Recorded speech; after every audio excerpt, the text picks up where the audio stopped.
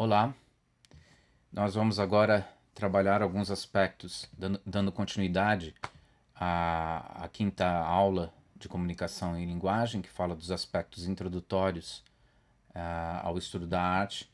Agora nós vamos tentar pensar um pouco a arte como linguagem, né?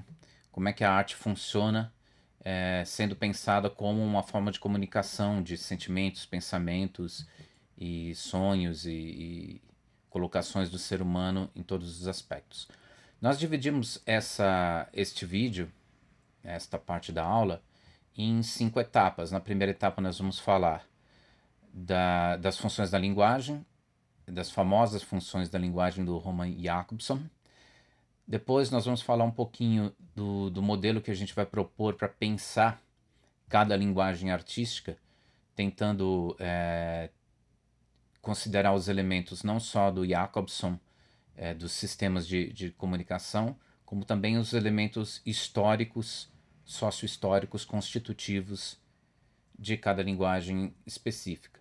Depois nós vamos aplicar isso na linguagem cinematográfica e na linguagem da canção, para ver que aspectos que a gente consegue levantar. Bom, vamos lá, então. O Jakobson foi o cara mais famoso, foi o cara que desenhou, né, entre aspas, né, as funções da linguagem, que esquematizou essas funções da linguagem num modelo que é muito conhecido, que é esse que vocês estão vendo aqui, né? Então, esse modelo tem o emissor, o receptor, o código, a mensagem, o canal e o contexto. O emissor é visto como aquele que envia a mensagem, é ligado ao sujeito, às emoções desse sujeito, à possibilidade de criação desse sujeito, às vontades desse sujeito, aos interesses específicos desse sujeito.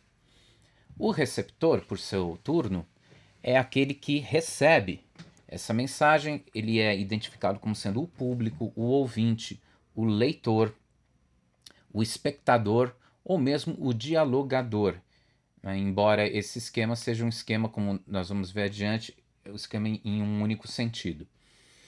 Bom, a mensagem que está ali no meio é a obra, o texto, aquilo que está sendo dito, a narrativa, a organização poética. A mensagem precisa, para ser enviada, ou para conseguir comunicar algo, de um código que é convencionado e que é de posse do emissor e que também é de posse do receptor. Então, o emissor tem as condições de criar algo com esse código e o receptor tem as condições de decodificar algo a partir desse código. O código aí é identificado como a língua, a linguagem, as linguagens de trânsito, por exemplo, os sinais, as cores, sons, formas, gestos, sistemas em geral, tudo que organiza elementos mínimos para conseguir um efeito de comunicação. Essa mensagem vai chegar ao receptor por meio de um canal. Se uma pessoa está falando com a outra, a mensagem chega pelo ar.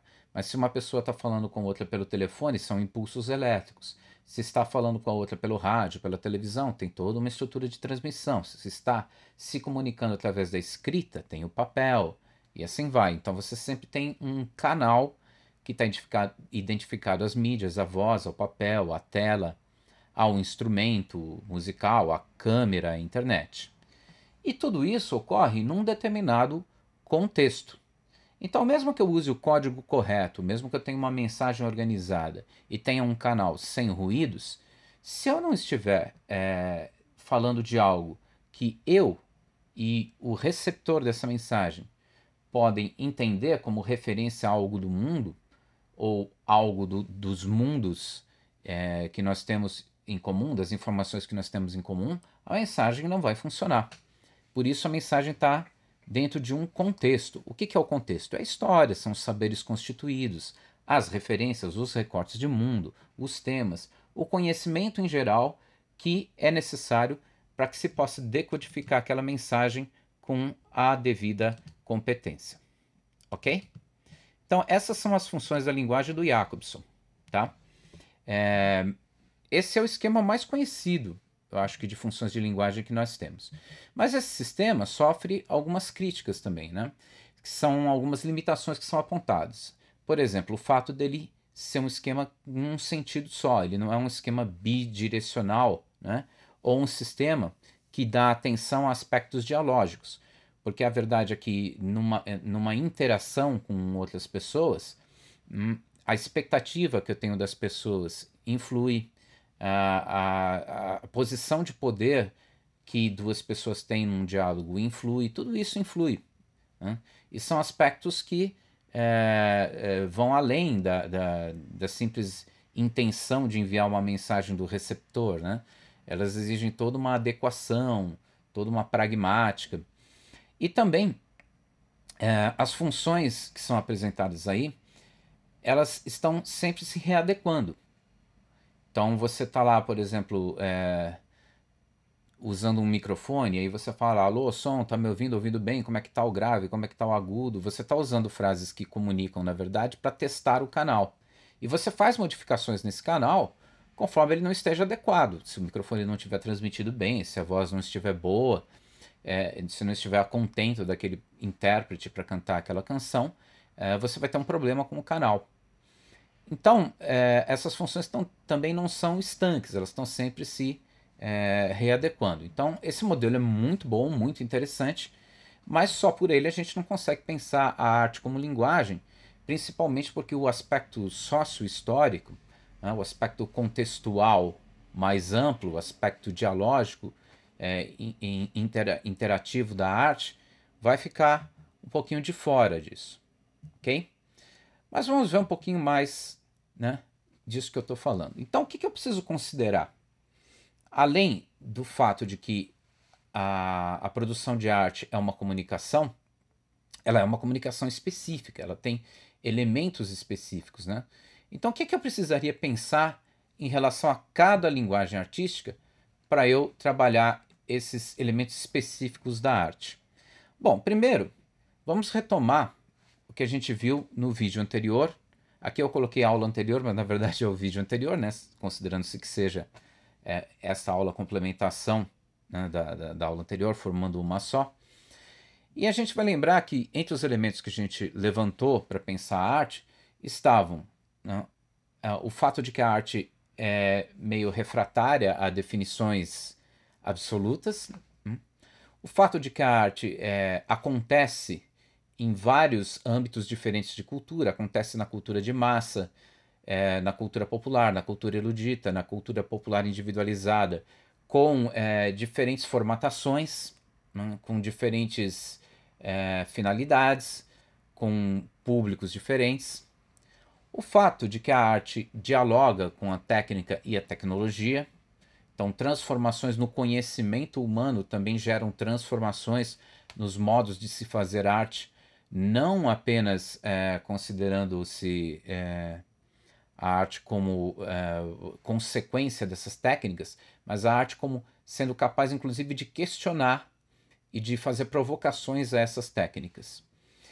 E, finalmente, a arte como produção do capitalismo, né? Como a arte como uma forma de gerar produtos que são vendidos e que têm um determinado mercado, que são produzidos em série, que formam uma indústria. Tudo isso tem que ser considerado quando a gente fala da linguagem artística. Quando a gente vai falar de uma linguagem como o mangá, a gente não está falando simplesmente de alguém que do nada pega um gibi, escolhe o seu canal como sendo o papel, a sua linguagem como sendo a linguagem do desenho, tem intenções, envia para alguém que quer ver essas intenções e fala de um tema qualquer.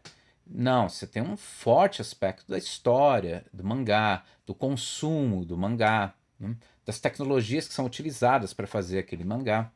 É isso que a gente gostaria de levantar aqui. Pois muito bem. Então, o que a gente deve ponderar? A gente deve ponderar, além de tudo isso que a gente levantou, modos de vida. Por exemplo, nós poderíamos dizer que nós temos, vamos supor, uma arte, a pintura é uma arte elevada, com grandes gênios e etc. Para a nossa cultura especificamente, a arte plumária é algo exótico. Mas para uma cultura diferente da nossa, por exemplo, a cultura de muitos povos indígenas que viviam aqui, a arte plumária era elevadíssima, né? Os objetos de arte plumária tinham alto valor. Então, o modo de vida daqueles povos era diferente do nosso modo de vida e valorizava outras coisas. Também os modos de organização social também vão dialogar com o valor da arte, com a forma como as pessoas encaram a arte, como elas conseguem receber as mensagens artísticas. Então, vamos supor, num estado completamente autoritário, que não permite a expressão das pessoas, a pichação pode ser uma forma de expressão muito ousada e muito importante. Ao passo que num estado mais aberto, onde, enfim, as pessoas tenham muros para grafitar e etc., você não olhe a mensagem e nem o impacto da pichação dessa forma. Isso só para falar, por exemplo, de estados autoritários, mas você poderia falar de outros modos de organização social, modos de trabalho, né? Estruturas hierárquicas, castas, enfim, tudo isso influencia. Nós também temos que ponderar gramáticas culturais específicas. Esse é um conceito que eu estou tirando do Yuri Lotman, que é da semiótica da escola de Tartu, semiótica russa. É um conceito bastante interessante de que as coisas têm um valor numa determinada cultura a depender da gramática cultural daquela época, daquele povo.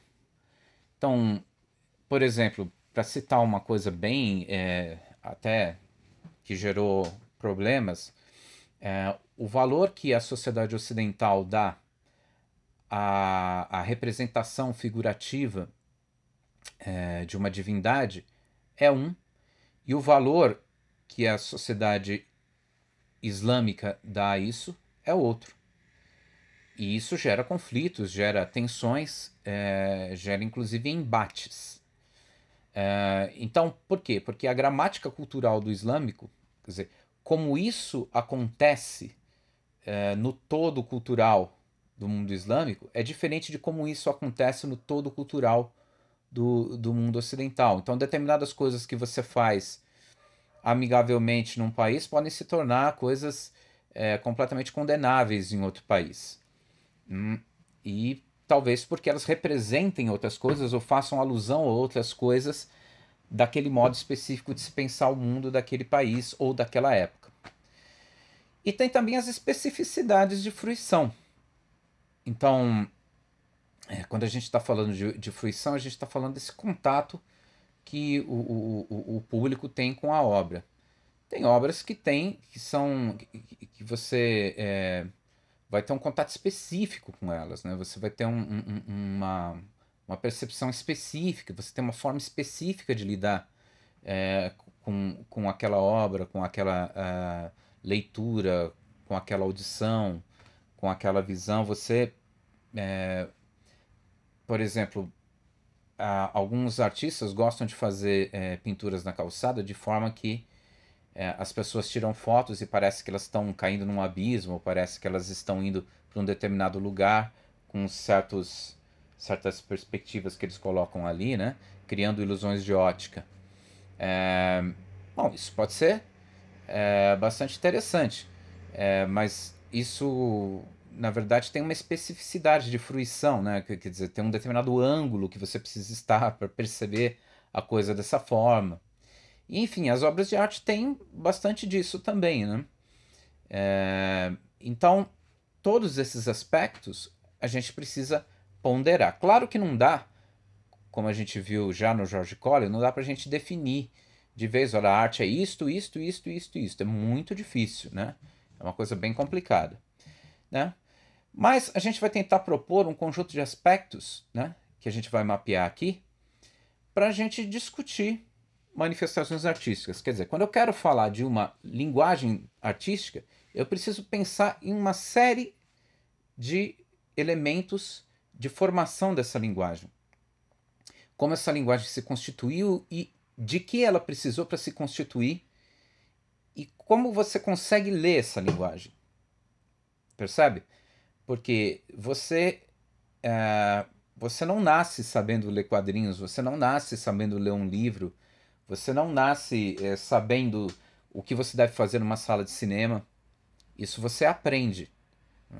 Esse aprendizado de arte vem de uma história de fruição, de uma história de público, de uma história de produção, de uma história de mercado. Todos esses elementos fazem parte da linguagem artística. Então, eu acho importante colocar isso porque a gente talvez tenha que um pouco desfazer a ideia de que a arte é o artista, ou aquilo que ele está utilizando como material e a genialidade dele e o público aplaudindo. Não é exatamente isso que é a arte. A arte tem muitos elementos a considerar.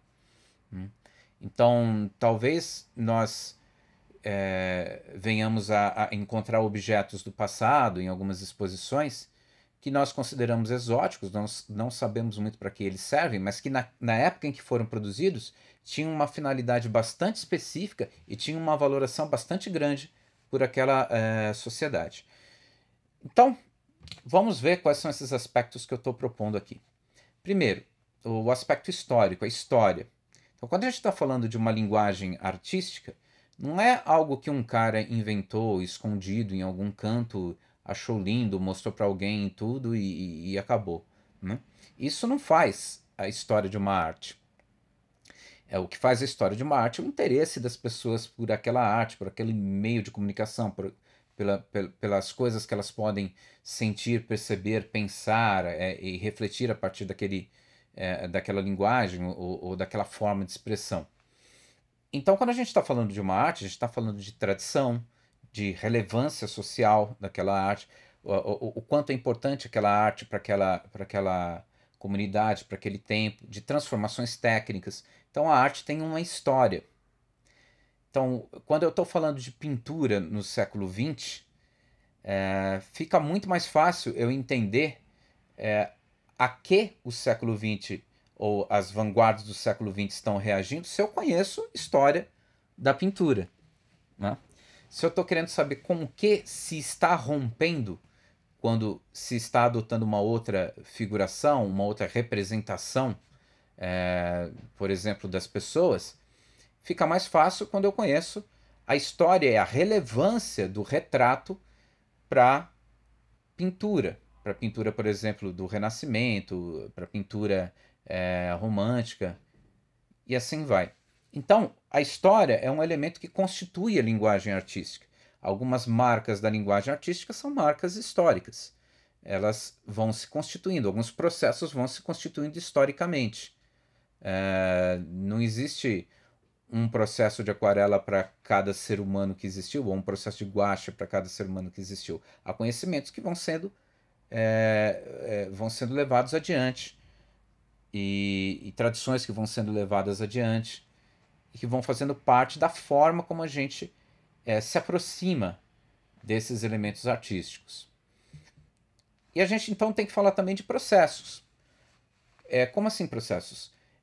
Se a gente pensa a arte como uma forma de expressão, como uma forma de linguagem, como uma forma até de conhecimento, a gente tem que pensar que ela não é feita de qualquer jeito. Então ela tem regras, ela tem estruturas, ela tem estratégias, ela tem contratos. Eu lembro um tio meu, só para exemplificar, né, que tinha um amigo, o amigo tinha comprado, na época era uma novidade, eu tinha comprado um videocassete e queria uma sugestão de um filme bom. E aí o meu amigo disse, bom, assista Os Caçadores da Arca Perdida, um filme normalmente todo mundo gosta, um filme de aventura. E aí o amigo assistiu o filme e deu a devolutiva, falou, olha, eu não gostei nada. Puxa, você não gostou do filme? Não, eu não gostei nada do filme. Por que você não gostou? Porque as coisas que acontecem no filme é tudo mentira. Isso daí, jamais que isso ia acontecer, nunca que um cara ia fazer aquilo daquela forma, etc. Então é interessante, porque ele, na verdade, teve uma recusa do contrato ficcional do filme.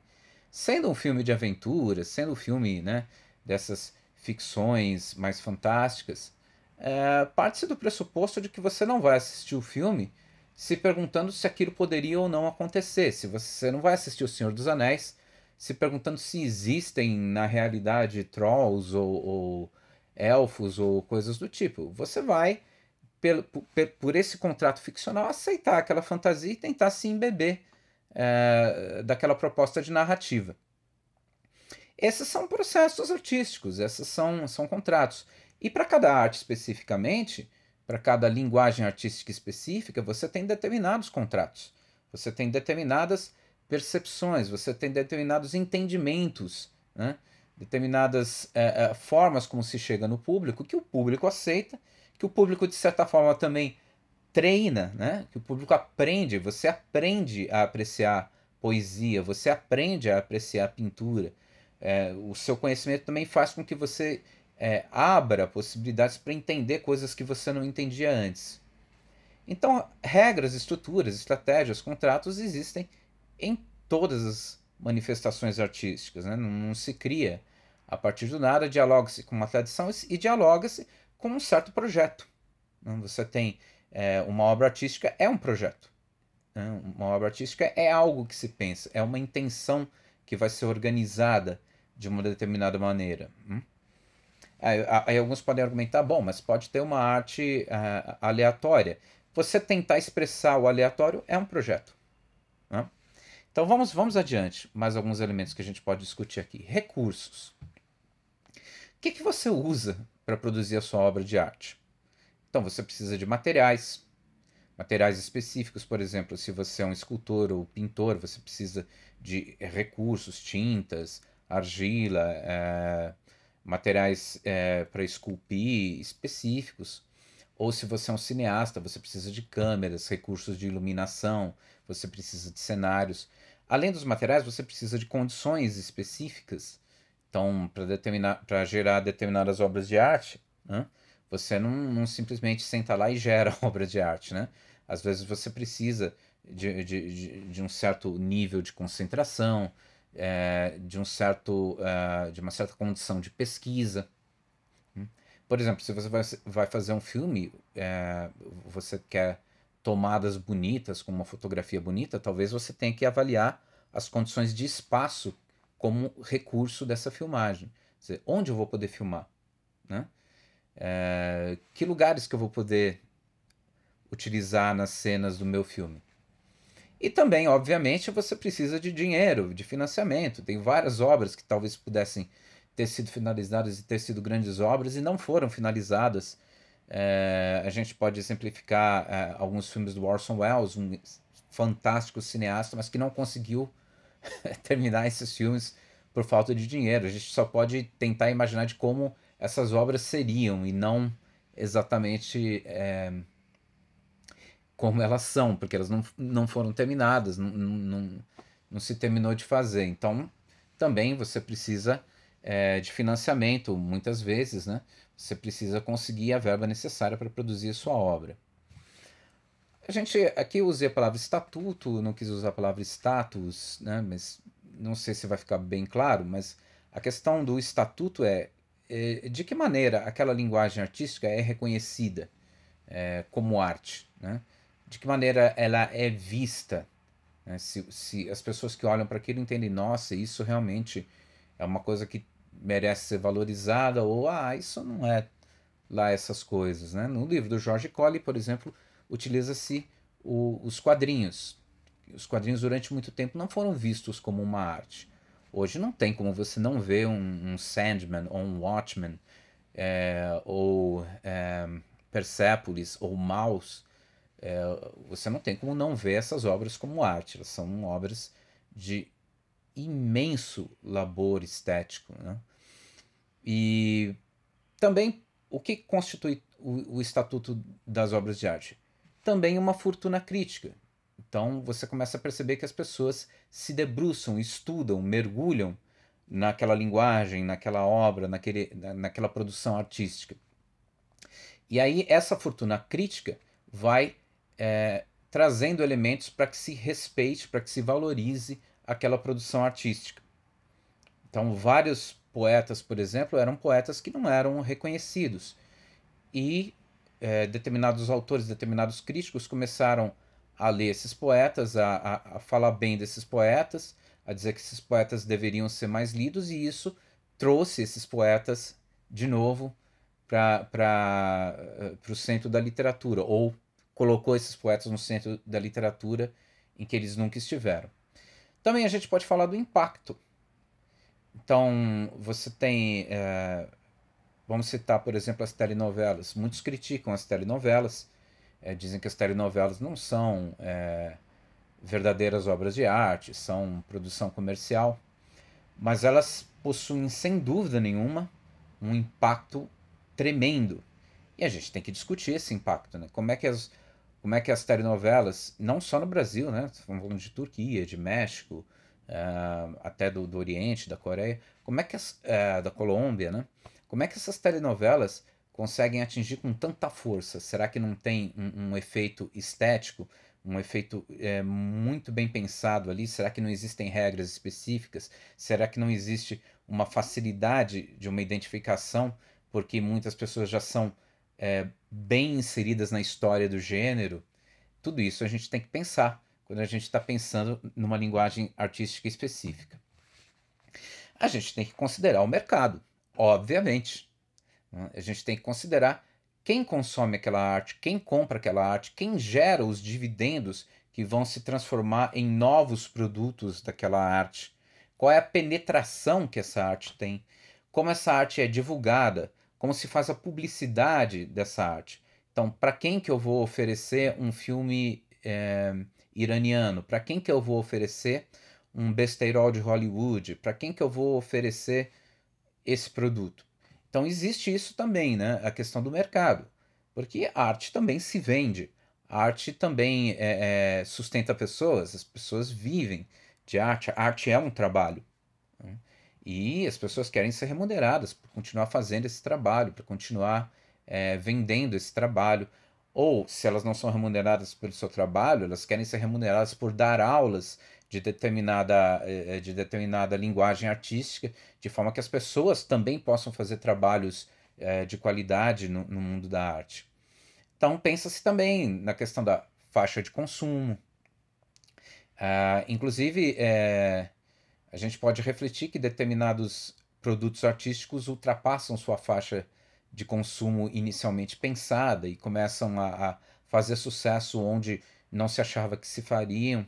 Enfim, mercado é muito importante. A gente viu lá no Walter Benjamin como a gente, para pensar arte hoje, a gente tem que pensar na obra de arte como um produto, como parte de uma indústria, como algo que pode ser reproduzido, como algo que tem alto valor de uso e menos valor histórico, né? Menos valor de devoção. Muito bem. Existem também os conhecimentos, o conhecimento que você tem para para poder produzir algo dentro de uma linguagem artística. Então você tem os saberes, você tem os treinamentos, você tem os aprofundamentos. Se você quer tocar violino e você quer tocar Beethoven no violino, você quer produzir algo parecido com o que Paganini fazia, ou com o que Mozart compôs, você precisa de conhecimento. Então, o conhecimento é um elemento bastante importante na arte.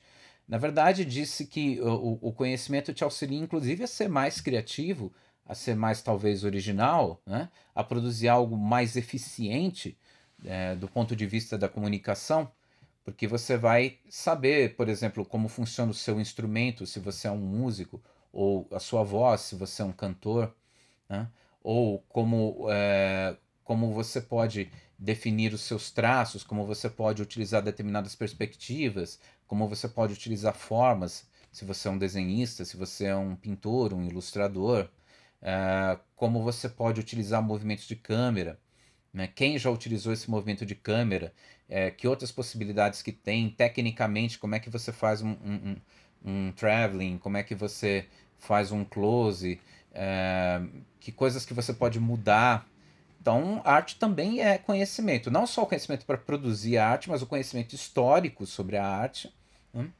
E todos os aprofundamentos. Tanto é que você tem, como graduação, você tem graduações em determinadas áreas da arte, em determinadas artes, né? Você tem graduação, por exemplo, em cinema, né? Você tem graduação em música. Então, a arte também tem esse conhecimento acumulado, tem o treinamento.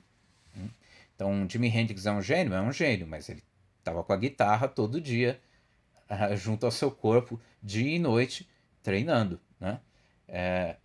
Adquirindo cada vez mais habilidade naquilo que fazia. Bom, a gente não tem como falar de linguagem artística sem pensar no público. E veja que público é diferente não é necessariamente mercado, quando a gente está falando de público. Né? A gente está falando de fruição, circulação, modo de consumo. Então, quando a gente está falando de mercado, a gente está falando das condições econômicas e das condições de valor monetário que essa arte pode gerar. Mas quando a gente está falando de público, a gente pode estar falando de outra coisa. A gente pode estar falando, por exemplo, em termos de público de música, de pessoas que ficavam perto de lojas de música no início do século em São Paulo, ouvindo as músicas que os vendedores colocavam nas vitrolas. Pode ser que elas nunca fossem comprar aqueles discos, mas elas eram público daquela música, ou seja, estavam ouvindo aquilo, né? Elas estavam entendendo o que estava acontecendo ali. E isso era muito comum, né? As pessoas faziam rodas e ficavam em torno das lojas de música ouvindo o que tocava naquelas lojas de música. Então, quando a gente está falando do público, a gente está falando de condições de fruição, condições de circulação, de modo de consumo. Veja que quando eu estou falando do Bumba Meu Boi, por exemplo, ou de uma ciranda tradicional, eu estou falando de um determinado modo de circulação daquela arte folclórica, popular. Quando eu estou falando de um show num grande estádio, eu estou falando de outro determinado modo de circulação daquela arte, outro modo de consumir, outro modo de se colocar diante do produto. Então, para quem gosta de música, você tem os LPs e você tem a música digital. Os mais novos provavelmente ouvem muito música digital. Tem muito essa coisa de ouvir música digital. Eu imagino que muitas pessoas achem que é a mesma coisa. Bom, música é música e acabou. Mas a gente talvez possa refletir em torno de pensar que, sim, talvez música seja música de qualquer forma, mas quando eu vou ouvir um disco, o meu modo de fruir o disco, o LP, é diferente do meu modo de fruir música digital. Eu explico. Você vai pegar o LP, você vai tirar ele do plástico, ele tem um encarte maior, ele tem figuras diferentes. Quando você tirar ele do plástico, você vai colocar numa vitrola, você vai colocar a agulha. Não é comum que você pule faixas, não é comum que você empurre a agulha, não é comum que você aperte o botão e ele vá para a próxima faixa. Você vai ouvir as músicas mais ou menos geralmente naquela sequência que aparece naquele disco, e depois você vai virar o disco e ouvir as músicas do outro lado do disco. Então é um produto pensado para ser manipulado, né? Pelo menos 2 vezes para que você ouça por completo aquilo que ele oferece. Então todos esses elementos, né, que a gente está levantando são elementos fundamentais para a gente pensar as linguagens artísticas em geral. E finalmente a gente tem que falar do produto. O que é o produto? Então, quando a gente está falando do produto, isso, gente, é muito sério. O que é o produto? O produto é o texto final, é a totalidade da fruição. Então, quando eu comprei um show, eu não comprei a música do show. Eu comprei um monte de coisas. Eu comprei uma cadeira para sentar confortavelmente. Eu comprei um determinado ângulo do qual eu vou poder olhar aquele artista. Se eu comprei pista, a condição de ficar em contato com mais pessoas.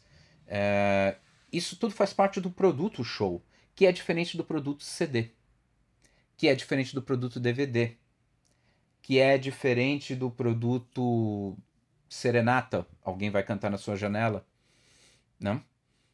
Então isso precisa ser pensado também, né? O que chega para mim como produto, né?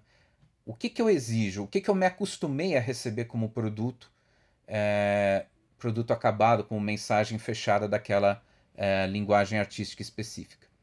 ok? Bom, muito bem. Vamos tentar agora aplicar esses elementos a considerar em duas artes específicas. Vamos falar da linguagem cinematográfica. Então, para eu considerar a linguagem artística do cinema, a experiência artística do cinema, que elementos que eu vou levantar? Vamos supor, história. Então, o cinema vai se desenvolver principalmente a partir do século XX, sempre está apoiado nas inovações técnicas no senso de espetáculo, abriga experiências de vanguarda desde o começo. Muitas vezes ele foi adotado como propaganda de Estado, divulgador de valores, né? Teve diversas fases, né? Ele foi mudo, preto e branco, 2D, 3D, digital, cinema pós-TV, influenciado por tudo que a TV trouxe, cinema pós-internet.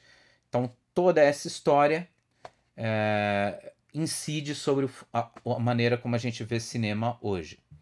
Os processos do cinema. Bom, o cinema tem diversos formatos.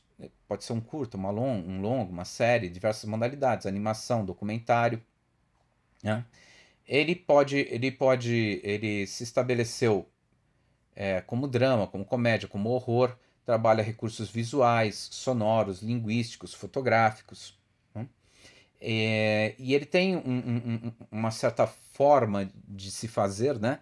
Principalmente o longa-metragem, né? Que foi estabelecida pela produção contínua. Então se fez muito cinema e se chegou nessa forma de fazer que as pessoas consideraram interessante. Muito bem. E os materiais, os recursos, né? Então aí câmeras, rolos de filmagem, materiais de edição, atores, mecanismos de som, cenários, figurinos, ambientes de filmagem.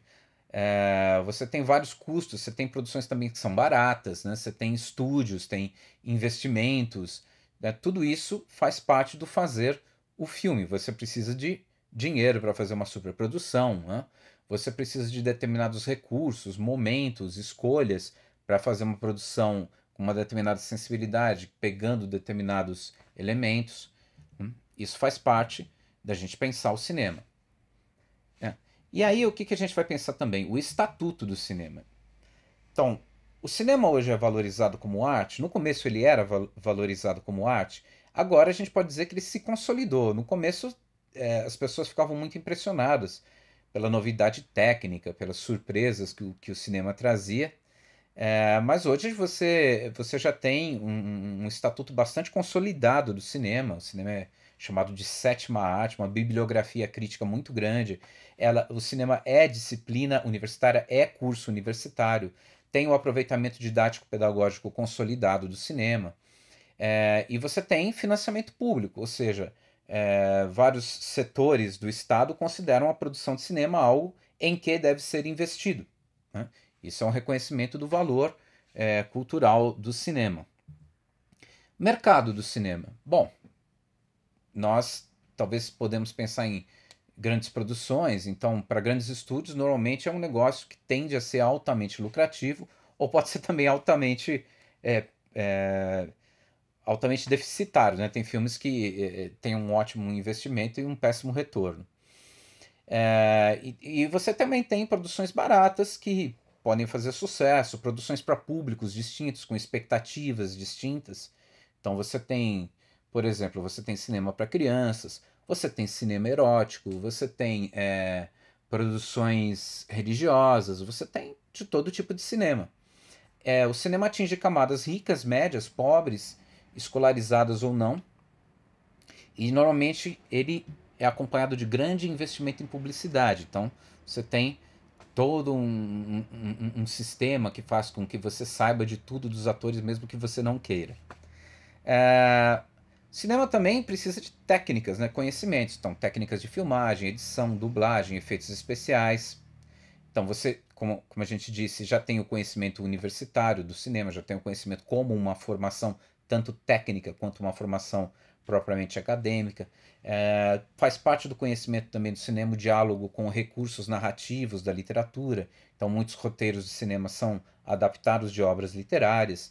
Assim, também o cinema tem diálogo com outras artes de vídeo ou de imagem, a fotografia, o videoclipe, a novela, a série, né? E outras artes visuais, como a arquitetura, os quadrinhos. O cinema também dialoga muito com a música, faz referências à própria história, vários filmes fazem referências à história do cinema, vide Cinema Paradiso, e tem também intertextos com outros filmes e outros produtos culturais. Tudo isso faz parte do conhecimento que é necessário para a produção de um filme, né? Para a produção no cinema. Público. Bom, o cinema, no início, e até bem adiante no tempo, tinha uma fruição coletiva em salas de cinema, em cineclubes. E aos poucos essa fruição coletiva foi mudando em função da portabilidade. Então você começou a poder levar o cinema por meio de fitas, de DVDs, né, mesmo da internet, para casa. Faltou fechar o meu parênteses ali. Né? O cinema é parte do modo da sociedade, do modo de vida das sociedades urbanas, né? Então muita gente vai para o cinema. Né? Então você tem um público de cinema para um monte de coisas, né? A forma de consumir esse cinema é diferente para as pessoas. E existe também um consumo. Esse público também está ligado ao chamado Star System, né? O sistema das estrelas. Então, determinados atores têm fã-clube, determinadas atrizes, né? Diretores e tudo isso. É interessante a gente pensar que mesmo você podendo levar o cinema para casa, isso não acabou com o cinema sala de cinema, o cinema espetáculo. Né? Então, ele ainda é um ritual, ele ainda faz parte da vida urbana para muita gente. Na fruição individual, em casa, a gente poderia dizer que você tem menos essa coisa coletiva, interativa, né? E na interativa você tem, digamos, uma postura silenciosa, não interventiva. As pessoas sentam lá, ficam em silêncio e veem o filme. O lanterninha manda para fora quem está fazendo barulho, né? E finalmente o produto final, né? No processo, digamos, tradicional do cinema, né? Processo sala do cinema. Então você tem o ingresso, você tem a qualidade da sala, a ventilação, as saídas de incêndio, controle dos distúrbios de fruição, quer dizer, alguém está mastigando algo muito alto, deu um problema, né? O filme pifa, né?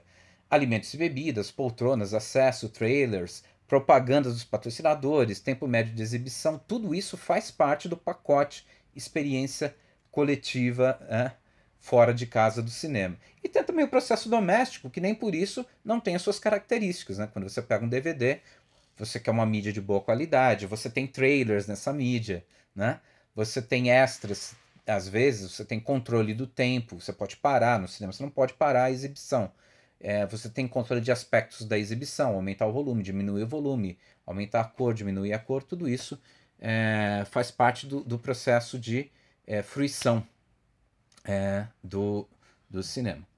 Bom, gente, talvez com o cinema seja mais fácil falar, vamos falar um pouco da canção. Aplicar de novo esse raciocínio para a canção. Então, a gente vai falar da história da canção, a gente tem que falar de uma determinada forma de manifestação cultural e artística que se desenvolve a partir do século XX. E ela já vem como solução de portabilidade. Então, o surgimento do que a gente chama de canção fonográfica, com o modelo que a gente tem hoje, acompanha a evolução dos recursos tecnológicos, né? Cria uma engenharia própria e faz com que você possa registrar e manipular dados de canção que antes se perdiam na execução pública, que simplesmente você tocava e e se perdia. Quando você passou a poder registrar, poder fixar determinadas formas de lidar com os signos musicais e verbais que caracteriza a canção, você criou esse produto, você criou, digamos, essa forma de comunicação que é a canção popular. Okay? Os processos da canção popular geralmente é o canto com letra e o acompanhamento musical. Né? Em termos de estrutura, partes, refrões, pausas, tem diversos gêneros considerados consolidados para o público, como o rock, o samba, o blues. Tem recursos sonoros, tem traduções sinestésicas de outras linguagens. A canção tem um artesanato próprio, né, que dialoga muito com a fala cotidiana, tem a centralidade no dizer e não exatamente no emitir notas musicais. A canção procura observar, né? Aqui falta um R, né? Procura observar e traduzir aspectos emocionais da experiência. Então, meio que faz uma crônica da experiência de uma forma breve e relevante. Nesse sentido, por exemplo, diferente da ópera e diferente da sinfonia ou da sonata. E você tem também uma característica de fruição da canção, uma característica dessa comunicação específica da canção, que é o intérprete assumir uma determinada personagem. Né? Então, eu sou o homem que falava com aquela mulher, eu sou aquele cara que fez tal coisa. Ele não é, né? O artista não é aquilo, mas quando ele interpreta a canção, ele assume esse modo essa ilusão de enunciação. O que você precisa para canção? Né? Normalmente você precisa de microfones, instrumentos musicais, recursos de gravação e edição. E aí entram os estúdios, os selos, as condições de isolamento acústico. Né? Se você vai apresentar a canção ao vivo, você precisa de espaços de espetáculo, recursos de amplificação, estruturas de show. E aí tudo que um show exige, seja um show de canção, seja um show mais teatral, um show de mágica, né? Camarim, equipe de apoio, iluminação, ponto e etc. Bom, a canção não tem o mesmo estatuto que a chamada música erudita até hoje. Então, muitas pessoas da música erudita, muitos músicos, olham para a canção como uma experiência musical de segunda classe, né? Tem muito apelo popular, isso sem dúvida nenhuma. Talvez seja a arte com maior apelo popular no Brasil desde a década de 60. Mas aí a canção recebeu, digamos assim, uma enxurrada de novidades com os Beatles e com vários Bob Dylan, no Brasil Caetano, Chico, Gil, Milton Nascimento. Trouxeram vários elementos para a canção, Tom Jobim, né, João Gilberto, e a canção foi se transformando e acompanhando a revolução de costumes, né, que também tem a ver com a revolução midiática. Hoje você tem muita bibliografia, mas quando você lê a canção por parâmetros literários ou por parâmetros estritamente musicais, as pessoas sempre tendem a diminuir a canção, dizendo que não é nem uma boa poesia e nem é uma música elaborada. Só que ela é uma forma de expressão diferente da música erudita e diferente do específico da poesia ou da literatura. Né? Então, ao contrário do cinema, que já é uma sétima arte consolidada, a canção ainda está procurando seu espaço. Né? Ela é muito reconhecida, os artistas são muito reconhecidos, mas, por exemplo, você não tem ainda uma faculdade de canção, um curso de segundo grau de canção. Você tem cursos de música. Né? E a especificidade da canção ainda não foi constituída, embora ela tenha se ampliado. Eu recomendo a leitura do Luiz Tati, que fala muito a respeito. Muito bem, quando a gente está falando de mercado, aí é brincadeira, né? A indústria fonográfica é fortíssima, sempre foi fortíssima. O mercado digital continua deixando a indústria fonográfica fortíssima, né? Tem as plataformas de streaming, tem nichos específicos, né? Tem os bluseiros, os roqueiros, né? A galera do gospel, né? Tem espaços cativos no rádio e na televisão, sempre tem canção no rádio, sempre tem canção na televisão. O consumo é totalmente disseminado, todas as faixas de renda e escolaridade consomem canção. A canção, inclusive, é consumida até de forma desatenta, né? Como música de fundo, a pessoa deixa tocando, nem está ouvindo o que está tocando às vezes, mas deixa lá, né? Tem amplas estratégias de divulgação, gera muito lucro, gera DVDs, shows, trilhas sonoras, enfim. Tudo isso faz parte desse mercado da canção. A gente vai falar dos conhecimentos que são necessários para a canção. A gente pode falar aí do conhecimento da fala cotidiana. Quando você faz uma canção, é muito importante você apostar no dizer, e aí você precisa saber o que as pessoas dizem. Então, letras muito rebuscadas hoje não fazem sucesso, porque as pessoas não têm, para este modo específico, para essa linguagem específica que é a canção, as pessoas não têm muita paciência para ficar pensando a respeito dos achados poéticos que estão lá.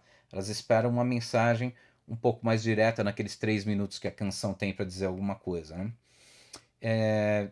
Conhecimento de acompanhamento musical, conhecimento de música, para o intérprete, conhecimento de canto, para instrumentistas, arranjadores, produtores, conhecimentos técnicos mais específicos, né? Hoje você não tem cursos específicos para criação de canção. Eu vi alguns, mas na verdade são cursos que estão engateando, me refiro a cursos superiores. Na maioria das vezes, os letristas e compositores são intuitivos, eles meio que ouvem, modelam, eles conhecem um pouco de cada coisa ali e modelam naquilo que eles acham que vai ficar legal em termos de canção. Também é importante o conhecimento de como funcionam as gravadoras, os mecanismos de todas as ondas, modas e momentos do mercado. Enfim, gente, o que eu tinha a dizer sobre, sobre canção. Desculpa, acho que faltou aqui o público. Esqueci do público. Então, você pode ter uma fruição coletiva ou individual da canção. Por exemplo, os shows são uma fruição coletiva da canção. Mas quando você está na sua casa e coloca aquele CD que você gosta tanto da Marisa Monte, você está numa fruição individual da canção. Mas em casa também pode ser coletiva, porque, enfim, várias pessoas podem morar juntos, ouvir músicas juntos. Era uma coisa que eu fazia quando adolescente, eu juntava com outras pessoas para ouvir música, para ouvir e ficar comentando as músicas. Nós gostamos muito disso. Muito gostoso dividir isso, né? As pessoas que gostam de música, né? A partir da década de 70, a dinâmica dos shows começou a ficar magnânima, começou a ficar muito forte, muito mais ampla do que era. E enfim, tem de todo tipo de consumo da canção, né? Inclusive você tem consumo em encontros em pequenos grupos, sabe? Aquele luau, as pessoas sentam, pegam o violão e ficam cantando. Há um consumo da canção ali. Você tem o consumo em fã-clubes. Enfim, você tem várias formas, né? A canção é um produto artístico que encontrou várias maneiras de se espalhar e de penetrar nas relações sociais e nas atividades que as pessoas fazem no cotidiano. Ok, acho que agora sim, né? Ah, não, ainda tem mais, né? Eu não falei do produto, eu esqueci do produto. A canção como produto. Então, quando eu faço canção, e quando eu vendo canção, eu já tive várias formas de fazer isso. Eu já tive os rolos, né? Aqueles cilindros, né, que você utilizava nos fonógrafos originais. Depois você teve o disco de cerâmica, depois o disco de plástico, né? Compacto teve até discos de ouro. Depois você teve o CD, teve o DVD, hoje você tem a música digital, hoje você tem o streaming. Não, tudo isso faz parte desse produto. Quando o produto é um produto que você leva para casa e tudo, ele tem encarte, tem mídia, tem arte, tem letras, tem capa, tem suporte. Às vezes, se é um box, tem uma caixa, né? Quando é uma transmissão, né? A canção aparece no rádio, na TV, ela faz parte, né? Às vezes, de programas de rádio, de TV, faz parte de novelas, é associada a um determinado personagem. Aparece no cinema, no teatro, nas séries, nos podcasts, nas páginas especializadas, nas páginas de letras e cifras.